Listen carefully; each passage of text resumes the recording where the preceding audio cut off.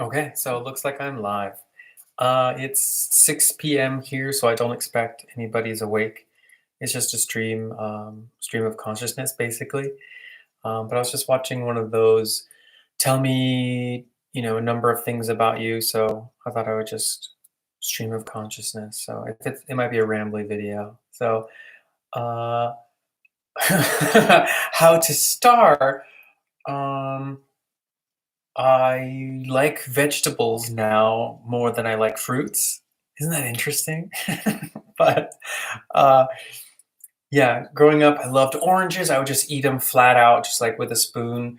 I remember one time I was eating an orange and I was experiencing it so vividly. Um, and I remember thinking to myself, wow, I really love oranges. And I teared up. I actually almost started crying, not out of sorrow, but out of just vivid experience of a once in a lifetime experience. This one orange was just so delicious. But now, when I eat an orange, I immediately just notice how my whole part of my mouth and just muzzle just feels inflamed and feels attacked. I remember feeling like all the sides of my tongue and my gums and inside my cheeks and my lips are just stinging from the citric acid. I might be exaggerating a little bit, but it's strong enough to dissuade me from really eating very many fruits at all. Especially because in Japan, fruit is so expensive. Now, the fruit that you get in Japan is particularly beautiful, but I think that a lot of fruit is wasted because it doesn't meet this like certain standard, and um, that's a shame.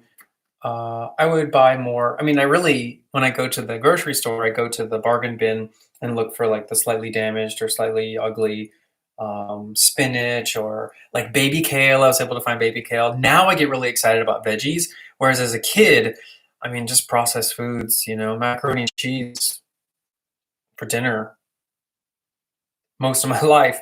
I was real picky. And it was also weird because as a kid, I loved marinara sauce, and like I would just eat it, just a little bit of pasta, or I don't know. Would I eat it with a spoon? I remember my mom would get this big styrofoam cup from the local place, and we would just like scoop out a little bit, and then I probably ate it with sauce or with like a butter toast or something. But I used to love tomatoes, and now I remember eating a freeze-dried tomato, and the taste was fine, but it was after a while, shortly after I noticed that it kind of stung my mouth. So I think almost any amount of acid, my mouth is really sensitive to, and my gut. I regret every moment once I eat an orange or tomatoes or pineapple or bananas, grapes, apples. Yeah, most fruit just gives me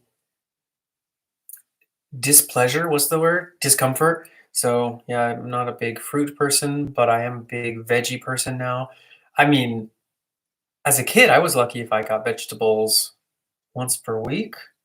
I was not a veggie eater, but now, um, thankful to say, you know, literally every day. Okay, so here's like the second thing. I mean, we're talking about food, so here we go. Um, my second thing is I pretty much eat the same thing every day. When it comes to meal prep, I'm very low maintenance. I don't need to eat something different every day, and I don't need to eat something highly flavored, like with a sauce or dressing or something. So I have oatmeal for breakfast that I make myself, milk, oats, eggs, honey, cinnamon, about it. And then I make a big batch and then just freeze it and then thaw it out. So, and then for lunch, I'll either do green beans with chicken or broccoli with chicken with some soft boiled eggs. Sometimes for dessert, I'll treat myself to some tiramisu that I buy at the local shop. It's imported from Italy, so it's like super cool. No, it's actually very affordable. But and then dinner will either be like a bowl of ramen made from bone broth that I made myself with chicken. Um, especially in the winter, I like that really savory bowl style meal. And then coming up in the summer, I've got my greens growing in my garden, some more salads and stuff. Or I'll do, cut up tortilla with cheese. And then instead of sour cream, since that's pretty hard to come by in Japan, I'll use yogurt. And it actually works pretty well. So that's like a typical day. I don't know if that's content. I don't know if that's really interesting for everybody to watch, but just stream of consciousness. Next, I was on Twitter, and I will say my peace of mind is so much. Excuse me.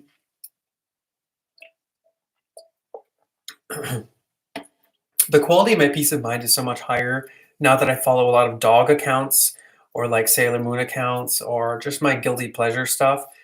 Um, because in the past I would just like listen to cynical comedians or I would see all of the worst headlines and the most critical people talking about the worst headlines. And also, we were in a pandemic last year, so I mean, we still are in one, but that's when it was coming out, and all the worst hypotheses were coming out. So anyway, I was on Twitter and I came across a thread that I'm sorry that I saw because it talks about how when you drink water, it can make you feel so nauseated and so full and make you feel like you're going to throw up. And that happens to me sometimes. And I hate that. So I'm doing my best to drink water. Like, here we go. But if I start drinking more, especially if it's got that cool sensation, it's gross. So what else? So that's a lot about food. What about, oh, people always say, "What do you do on a Friday night?" I want to get to know about your personality. Like, what do you do on Friday? And basically, right after school, I'll go to the local mall and just do my normal shopping. It's Friday night, so it's actually not as happening as it would be in a mall in America on a Friday. So I'm able to do my shopping. Uh, a lot of shopping is done at the Hyakuen store, like the dollar store. You can get a lot of really useful things. Like I bought these kind of they're basically Crocs, but it's kind of hard to find my size in Japan. So I was able to find some Crocs. And the reason why I bought Crocs is because in Japan you have your outdoor shoes and your indoor shoes. So you have to have, especially I have multiple schools, so I have to have multiple pair of shoes times two. Well, actually, I would just wear my normal pair to each school and then have my own set. Does that make sense? Anyway, because I have to buy indoor shoes, I like to get the comfy ones, and yeah, I was able to get those for 250. That's pretty cool. Or I bought a door handle for my sliding door. I just screwed it in. I don't know if you can see it. This right here was $1, and it came with the screws. So, well, basically, I think dollar store has a high quality stuff. What else? Oh, but on a Friday, I do shopping so that way Saturday and Sunday I can just stay home. Now, 2 years ago, I would be pretty active in my community in Nagano. The English teachers, every other weekend or so, we would have a get together, and I'd be able to like make really cool memories experiencing Japanese culture, or like complaining about all the culture shocks, or just making a connection. It's so weird to be surrounded, like, this is the immersion experience. When people say it's great to learn another language in immersion, and I think that is true, but immersion also means you can't just like step into a room full of people who think like you do, or who kind of look like you do, or have immediately recognizably similar sensibilities. um, I will say that some of my teachers I'm growing strong friendships with, especially the ones who I can speak English with. But I mean, I remember hearing someone say, "Oh, I'd love to live off the grid. You know, no social media. no Facebook and no Starbucks and no Walmart. And I will say there is a sense of peace in being.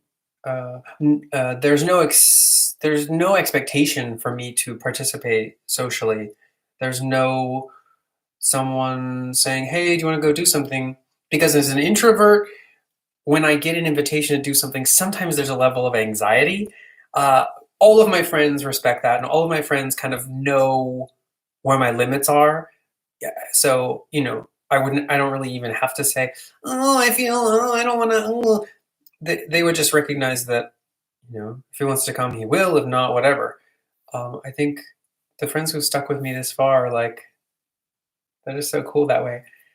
Um, yeah, as an introvert, I'm kind of distant, but when I'm there, I'm like so there. And something I've noticed about myself as people keep saying I'm a really good listener, but I didn't really think that was a thing just because listening is so natural for me. So if you're telling me a story, I'm not gonna think like, okay, how can I fake it? How can I like get through this conversation and so that I can start talking about me again?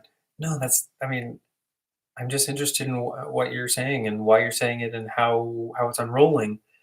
Um, but because that seems to be kind of a rare trait, or at least a valued trait that comes naturally to me, um, when I'm there, I'm there. It just sucks that, over the past year or so, I haven't had an opportunity to be there. That is to say, I've been in Japan when I usually come home for Christmas. So that's something I'm really looking to remedy. Still,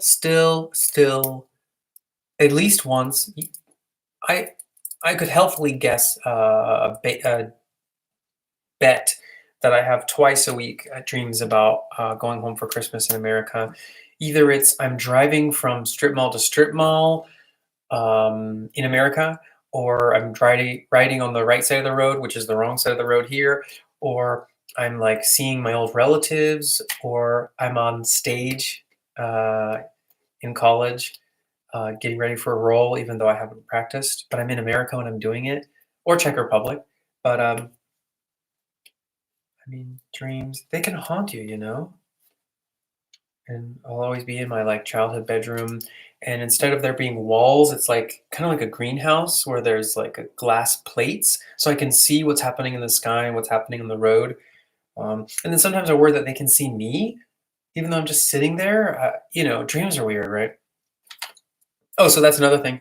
I have quite vivid dreams, and I realize that that's kind of a rare thing because when I ask my friends like, "Oh, what did you dream about last night?" expecting there to be a unique dream for them to tell me about, they would say, "Oh, I don't remember." And then after a while, you start to recognize that so many people don't remember their dreams.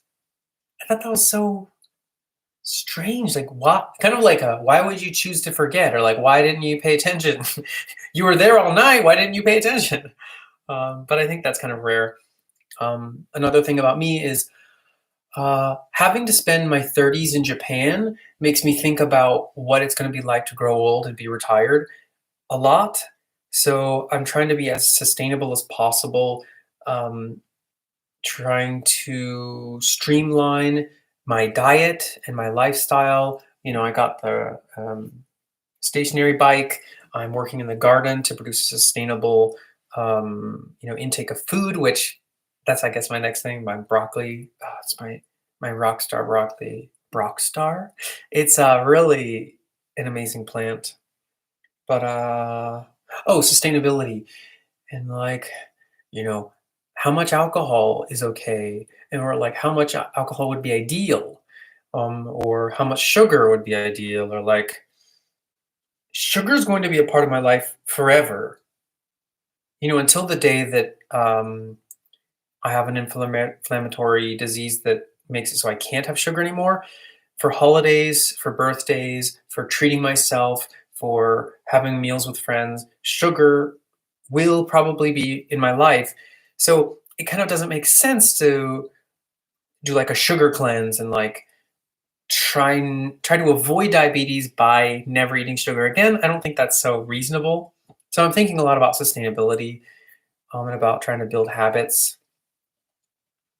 Because I'm 33. It's my Jesus year, which is like um, uh, death and resurrection.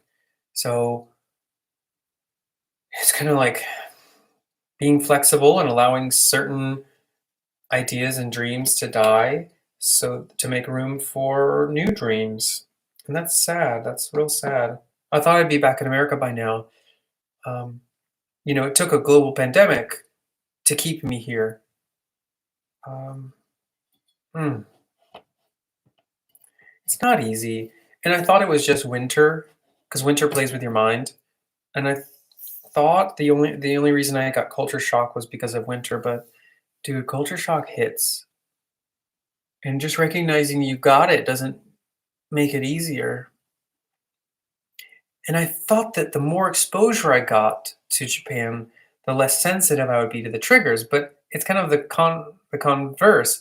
Um, these triggers are like deeply embedded. So anytime I see like an advertisement with a certain like evoking the moe style, or I see advertisements for hair removal products for men, it's just so bizarre to me. And because that's connected to experiences I had when I first got here to Japan, it's like the trigger gets more deeply set so that I immediately just go, and just shut down. And it sucks. Or like, why is it illegal? Why isn't there a bike lane in Japan where, I don't know the statistics, but at least in what I've seen, more people use bikes than in Jacksonville, Florida, because everything is so far away. So the fact that there are more bikes here sounds to me logically that there should be a bike lane, but there's not always one. In fact, there's often a sidewalk in the main road, and bicycles can't ride on the sidewalk. At least that's what my research shows.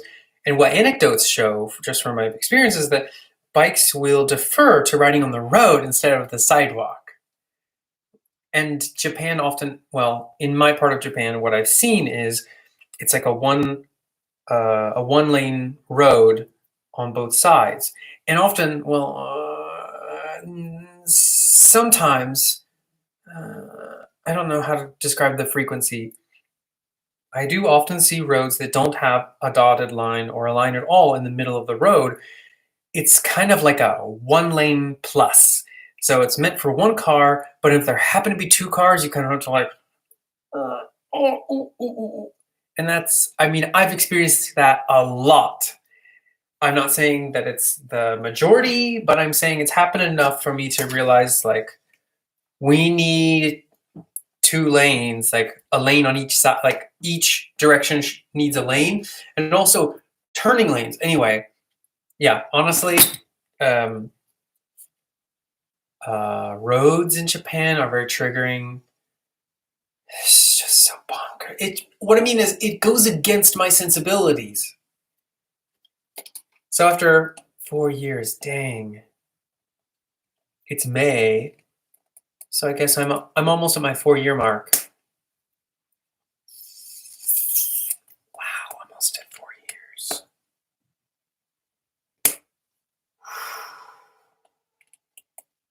That realization is pretty wacky. Anyway, sustainability. Anything else to share? I'm loving my garden. I've got broccoli. I've got some green beans, spinach, red lettuce, bell pepper, watermelon, cantaloupe. I've got aloe back over here. Anything else?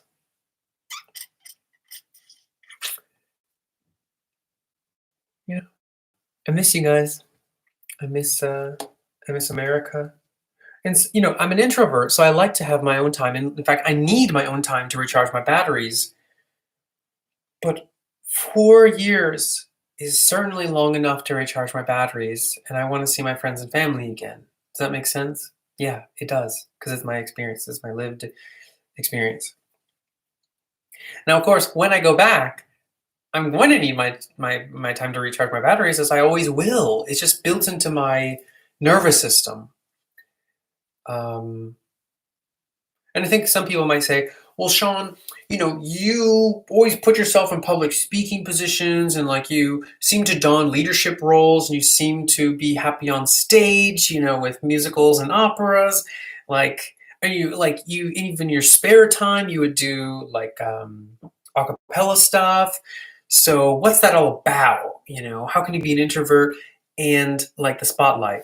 Well, let me explain it to you this way. I'm an introvert and I like the spotlight. There, did I explain it well enough? Um, an introvert doesn't, my idea of an introvert, it doesn't describe what you can't do. It describes what you must do, and then everything else kind of is outside of that. I just need my own personal alone time to recharge my batteries, but beyond that, I can do anything. I mean, I'm not a roller coaster thrill seeker, but I don't mind some high stimulus situations like Halloween Horror Nights sounds really fun, even though it's a lot of stimulation. Or trying to think of something else that's like stereotypical, like only extroverts like monster truck show. I probably wouldn't be interested in a monster truck show. Well, maybe for the gaudiness of it, it's just so stupid and silly. I think that might be fun. That might be fun. Just to say I've done it. Uh, so anyway, that's just what my idea of what an introvert means. Because I do put myself in some high sensory positions. Um, yeah. So yeah, I'll be spending this year taking a lot of career tests, figure out what I'm going to do when I get back, and I dream about it every week, almost every day. I'm here for a while, and then once I'm back in America, I'll say, "Oh, remember Japan? 100% of the time, it was just a dream, wasn't it? It was just like an anime." That's not true. Um, I guess the heart, it's always wanting something more, always something different. I wonder if this is the same longing that I felt living in America before I came to Japan. This need to like move, this need to like experience something else. Well, now my instinct is to settle down a little bit and to sprout some roots. I mean, to have my own house, my own dog, and like be a part of my community. I'm really looking for that kind of engagement. I remember dreaming about coming back and like being a volunteer for the community theaters around and like the local Japanese organization and like the community garden if there is one. I mean, Jacksonville's a weird place. Um, I think there's something like that. But anyway, I just wanted to, ooh, it's 23 minutes. Goodness gracious. Thanks for watching. Even if no one watches, thanks for talking, Sean. And that was a little bit about me. Let's have a great year. We finally hit May. The weather is finally going to get warmer. And this is my second to last summer in Japan. Oh, it really feels like it's going to be a long time. Let's do our best. Let's do it. I don't have a more inspirational phrase than like, let's do it. Ta-dang.